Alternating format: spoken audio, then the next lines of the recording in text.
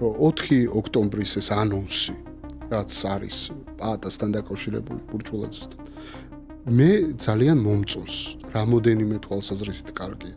ერთი ის, რომ ესენი ატარებენ რუსულ სპეცოპერაციას და შენ კარგად იცი, რამდენი ადამიანი ჭირდება არჩევნების ჩატარებას, ეს ადმინისტრაციული რესურსი მთელ საქართველოში იქნება გაშლილი, პოლიცია და რესურსები იქნება ხელისუფლება შეზღუდული და ეს არის მომენტუმი. კი, არის მომენტუმი, რომელიც უნდა გამოვიყენოთ. ოღონდ ჩვენ უნდა შევთავაზოთ ჩვენ თანამოქალაქეებს სპრინტი და არა მარათონი. იმიტომ რომ ჩვენ სწრაფად უნდა დავაფინიშოთ ივანიშვილი. კი, აი ბუკვალურად დაფინიშებაში გულისხმობ იმას, რომ უნდა დავასრულოთ ივანიშვილის რეჟიმი. და ამას ჭირდება კონკრეტული ქმედებები.